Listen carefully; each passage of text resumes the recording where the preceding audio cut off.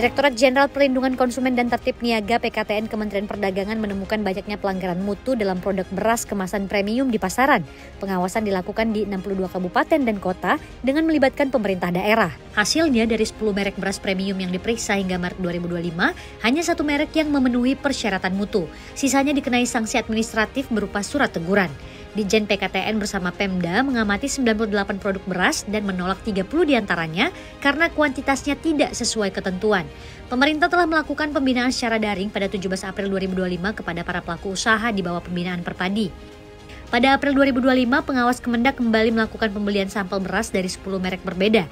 Dari total 35 kemasan yang diteliti, hanya satu yang sesuai standar mutu premium. Sementara itu, 5 sampel lain tidak memiliki nomor pendaftaran dan kelas mutu tidak jelas. Pemerintah mengimbau pelaku usaha agar memenuhi ketentuan perdagangan termasuk melakukan tera ulang timbangan dan menjamin ketersediaan informasi label produk yang akurat. Langkah ini diperlukan untuk melindungi konsumen dari produk yang tidak memenuhi standar. Penjualan sepeda motor dalam negeri pada Juni 2025 terpantau melemah tipis, namun secara bulanan masih menunjukkan kenaikan. Pada bulan Juni 2025, total penjualan sepeda motor mencapai 509.326 unit. Angka ini sedikit lebih rendah dibanding Juni 2024 yang mencapai 511.098 unit atau turun 0,34% secara tahunan. Namun jika dibandingkan bulan Mei, penjualan naik 0,78%. Secara kumulatif, sepanjang semester pertama 2025, penjualan motor mencapai 3.104.000 unit. Turun 2,09% dibanding periode yang sama tahun lalu. Di pasar internasional, ekspor sepeda motor dari Indonesia juga terpengaruh. Sepanjang Juni, angka ekspor motor utuh mencapai 46.000, turun 7% dari bulan sebelumnya. Namun secara akumulatif, ekspor motor tetap mencatatkan kinerja positif, naik hampir 12% dibanding tahun lalu. Sementara itu, nasib malang juga dialami oleh industri mobil. Penjualan mobil nasional masih mengalami kontraksi sepanjang paruh pertama tahun. Di paruh pertama 2025, penjualan mobil tercatat sebesar 374.000 unit, turun 8,6% dari periode yang sama tahun lalu.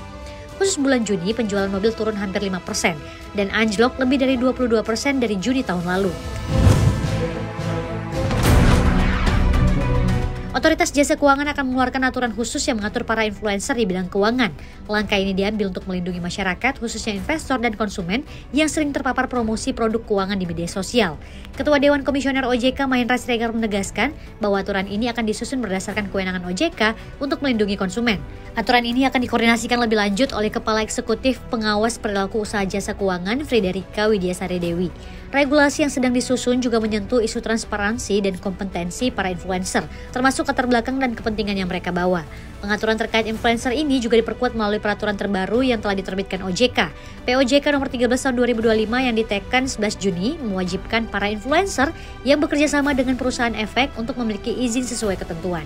Aturan ini mulai berlaku pada 11 Desember 2025. Dalam keterangan tertulisnya, OJK menjelaskan bahwa aturan ini diterbitkan untuk mengawasi promosi pasar modal yang semakin banyak dilakukan melalui media sosial. Dalam aturan tersebut, OJK juga menggunakan istilah pegiat media sosial yang meliputi konten kreator di berbagai platform. Mereka wajib tunduk pada izin dan pengawasan, khususnya saat mempromosikan produk pasar modal atau menggait investor.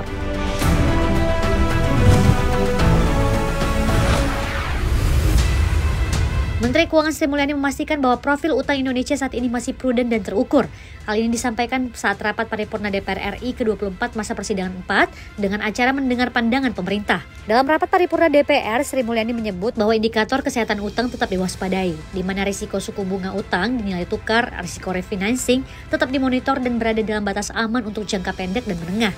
Pemerintah telah menghabiskan Rp257,08 triliun sepanjang Januari hingga Juni 2025 untuk membayar bunga utang. Hingga akhir tahun, pembayaran bunga utang diperkirakan mencapai Rp552,1 triliun atau hampir 16% dari outlook belanja negara. Realisasi pembayaran bunga utang pemerintah naik 7,13% dibandingkan pembayaran bunga utang di periode yang sama tahun lalu.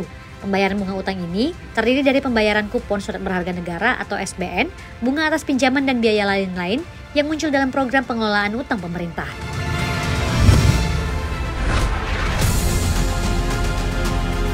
Pertumbuhan ekonomi China pada kuartal 2 2025 mencapai 5,2% secara tahunan. Angka ini melampaui ekspektasi pasar dan target resmi pemerintah. Data yang dirilis Biro Statistik Nasional China menunjukkan bahwa produk domestik bruto yang tumbuh 5,2% itu mengungguli proyeksi ekonomi yang memperkirakan 5,1%. Capaian ini juga menjadikan pertumbuhan ekonomi China sejauh ini secara agregat melampaui target tahunan resmi pemerintah sebesar 5%. Namun capaian tersebut justru lebih lambat dibandingkan pertumbuhan di kuartal pertama yang tercatat 5,4%, menandakan bahwa momentum pemulihan ekonomi mulai kehilangan tenaga. Di sektor konsumsi, laju pertumbuhan penjualan retail pada Juni melambat menjadi 4,8% dibandingkan tahun sebelumnya, turun dari 6,4% pada Mei dan di bawah ekspektasi ekonom yang memperkirakan 5,4%. Sementara output industri menjadi salah satu titik cerah, dengan pertumbuhan sebesar 6,8% secara tahunan pada Juni, melampaui ekspektasi 5,7%. Namun investasi aset tetap hanya tumbuh 2,8% dalam 6 bulan pertama tahun ini. Krisis sektor properti terus berlanjut, dengan investasi real estate terkontraksi 11,2% pada semester 1 2025, memburuk dibandingkan penurunan 10,7% dalam 5 bulan pertama. Investasi di sektor infrastruktur dan manufaktur juga menunjukkan perlambatan. Tingkat pengangguran perkotaan tercatat tetap di 5% pada Juni, stabil dari bulan sebelumnya namun masih tinggi dibandingkan rata-rata pra-pandemi.